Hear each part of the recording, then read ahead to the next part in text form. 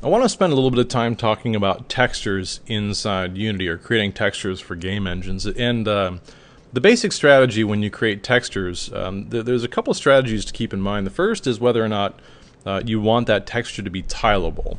And at this point, when we've been dealing with terrains and the textures that I provided in the textures folder, these are all tileable textures. And if you look at this terrain, this is a little square map of a texture that's being applied over, or it's being applied or tiled over the object and repeated many times in a way that looks like it's a non-repeating pattern. And if you look closely, there are some things that cause this pattern to repeat. In fact, if I pull out and we identify some of the spots here, there's a little spot of rock and a little spot of dirt, and you can see that that's repeated every along the way. Same thing with these textures that I provided. In the case of this stone tile texture, this is a 3x3 tile texture based on the image. There's a little crack down at the bottom, and if we tile that, and I'll just change the tiling of this texture, instead of using one texture across the entire object, I'll tile it so that the texture repeats 2 times. And if I look at this object now a little bit closer, you can see that there's 3 tiles, there's another 3 tiles, and if we look really closely, there's a little crack in one of the tiles that's being repeated over here. But other than that, this is pretty much a really clean, tileable texture. It's something that at first glance doesn't look like an obvious tile, and it looks like something that could be repeated over a large area. Now, when it comes to creating tileable textures, there's a couple of things to keep in mind, or really creating any texture for a game engine. It's important to keep efficiency in mind. There's a basic strategy when it comes to efficiency. There are some basic texture sizes that we want to follow, and the basic texture sizes are 1 pixel by 1 pixel doubled, or to a power of 2. And now obviously we don't want to create a texture that's 1 pixel by 1 pixel, because that's just a color of a pixel, right? If that's repeated over an object, it's just going to be the flat color of whatever that pixel color is. But the concept here is that if we double that, and we keep doubling that, so we go to 4 pixels, 8, 16, 32, 64, on up to a maximum size of 2048, current video cards don't render texture sizes larger than 2048. In fact, that's really high for anything that we'd want to do. In fact, we want to kind of stick around the range of 512 down to maybe 16 by 16. And the basic strategy here is that computers double numbers really well. And so if we take the fundamental measuring unit of the computer, 1 pixel, and we double that, we can get pretty quickly on up to roughly 2,000 square pixels. Now, if we do like a 3x3 pixel image, it's not that we can't do it, but we get into fractional multiplication, or we get into some basic division, and we get into these floating point calculations that the computer has to do, which is far less efficient than just some really simple math. And so when it comes to textures, it's best if you adhere to, for efficiency's sake, it's best if you adhere to a square texture and something that falls within these values. Now, there's a number of things that we can do inside Photoshop to create some textures that we can use. We can generate a file in Photoshop and just create a 256 square or a 512 square image, and we can illustrate any kind of texture that we want to use and throw that inside Unity. We could also take some photographs, and I have an example of a photograph that I took here of just some gravel, and I could use this as a texture inside Unity. Now there's a couple problems with this. First of all, if I look at the image size of this image, I took a pretty high resolution image, so it's 2400 pixels by 3200 pixels, and that's way too high res to use. It's very inefficient. So I want to make something that's much smaller. I also want to make something that's square, and I want to make something that tiles. Now, if I were to select this image, and let me just create just a simple test image here, and I'll paste the existing texture that I have, and I'll move that over, and I'll paste a second instance of that texture. And if I stack those next to each other, and I'll do one vertically as well, there's a really obvious intersection where those textures meet. Okay, so this would be a really identifiable pattern if we try to use this as a texture across either our landscape or across an object and had it tile. So what I want to do is I want to build a tileable texture out of a sample of this image. And so the first thing I'm going to do in Photoshop is I'm going to create a new document or a new image, and the image is going to adhere to these sizes that I mentioned, and I'll make a 512 by 512 texture.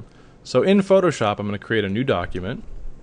It's 512 texture pixels by 512, and I'll leave the resolution set to 72 because that's the native that the screen is rendering at. And I'll say OK. So now I have a square document that I'm working in. I'll jump back to my original. I'm going to copy this, and I'll paste that into my new document. Now, you can see the resolution. I'm only just capturing the kind of the top corner of this image. So what I'm going to do is I'll just zoom out a little bit. I want a little bit more information than that. I'm going to Command T to free transform this, and I'm just going to scale it down a little bit so I get a better sample. Okay, and that's about the size of the information that I want inside my texture. So I'll just double click on that. I'll zoom in just a little bit. So I'm looking at this texture now at actual size. The next thing that I want to do is I want to make sure that this texture tiles. Okay, so for the same reason that we just looked at here, if I were to copy this texture and duplicate it across an object, we get a really obvious seam here. Well, there's a way to fix that, and that's by using the offset filter in Photoshop. I'll make this a little bit bigger. What the offset filter does is it pushes pixels horizontally or vertically, and if I push the pixels off to the right side, it'll cause them to wrap around the left side. And what that will allow us to do is to set up the seam of this graphic somewhere in the center of this image.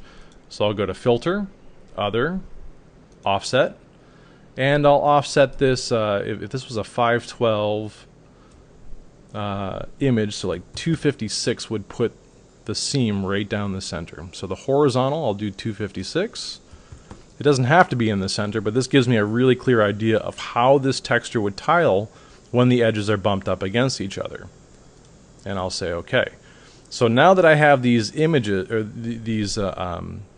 these seams in the center of the file, if I look at the edge here, this rock actually passes off the Photoshop document and enters over on the other side, so it wraps around, which is really cool. So now what I can do is just do something like either grab the clone tool, and I'll just hold down the Option key and sample and just start painting in some rocks. I'll do a really rough, quick job here.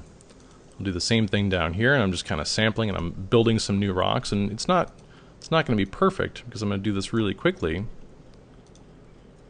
But you can see that I can just really quickly kind of destroy that seam that's happening there. Now I got a little bit of a mess here, and what I would probably do is go through and do some creative selections here, and just copy and paste. Maybe do a couple different layers and kind of like patch some rocks together. I think the biggest problem that I'm going to have is that I have a dark side of this texture and a light side of this texture, and that's going to be the toughest thing to fix. But that'll just take some time. But for the sake of the demonstration, I've already destroyed that seam.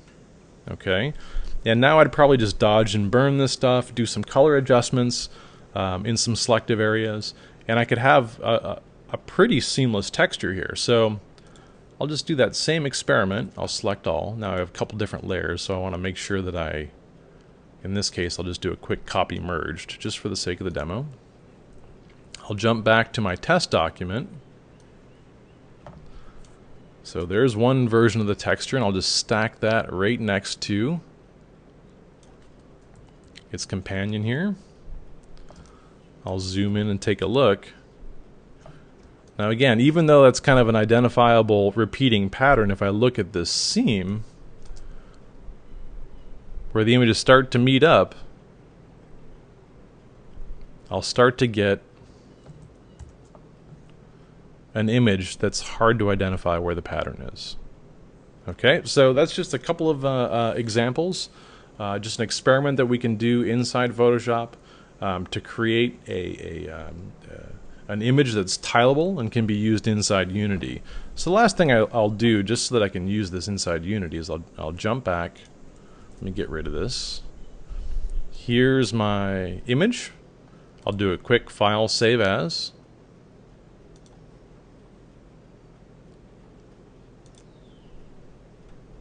I'll go into my project folder, into my assets folder, into my textures folder.